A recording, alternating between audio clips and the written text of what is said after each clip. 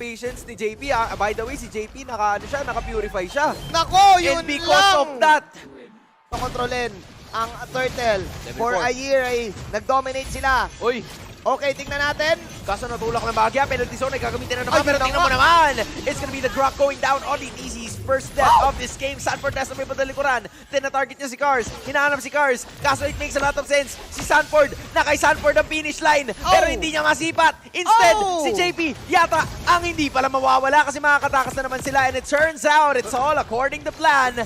Hindi ko rin, feeling ko di rin mahabol ni Benny yan kapag nagpabilis. Pero Uy. tingnan natin dahil may laban na naman dito sa top lane. Tinan mo si ODTC na naman ang kanilang mamataan. Extra knockup coming in from Oy, ODTC. grabe. Hindi siya makakapag-dash away pa. Yan ang laban. Oy! At ayun, wow! Pinahinom ng tubig. Fresh from the... Ender eh. Kumbaga si Ang kontra ay Cora to. Oo. Pero si Ang ang isa-challenge ngayon ni JP. Instead, lumipat siya dito kay Cars. 50% ang buhay nitong Turtle. Pero yung laban ay nasa pagitan ni Sanford at Galing ni ni Sanford. ODTC trying to zone out everybody Oh my else. Pero God! doon, Petrify na naman. Nalatag kay Vincent and the combo is gonna be legit na. Si Vincent ay mawawala sa laban na yun. Ang tinte ng setup na naman ni Sanji. Laban, walang tigil to. Walang tigil to, men. Ganyan yung echo, ganyan yung mga line-up. Tinan mo, lipad-lipad na si JP dyan, mangsisepat.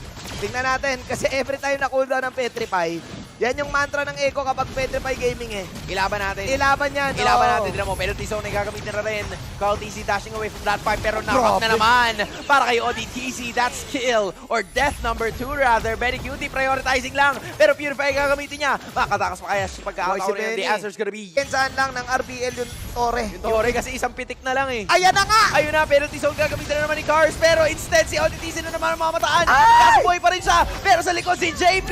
Naglatag na naman ang kill para kay Moai. ODTC might go up next and Cars sinasalo lahat ng mga shuriken. Kahit yung finish line sa kanya na rin. Umabot siya sa finish line pero hampas ba to? Wala pa palang hampas. Pero ayos lang naman kasi hindi siya mahaharangan. Si Carlito! ODTC na naman nagpanakap ng konti.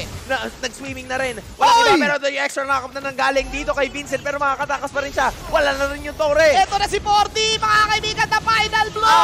Ay! At yun na nga, you watch the replay, it's the final blow, Bobby! Para dito kay Sanford, 3-12, Echo trying to finish this game. At mukhang gigil na nga ang mga Orcas! Echo getting their first win of MPLI 20.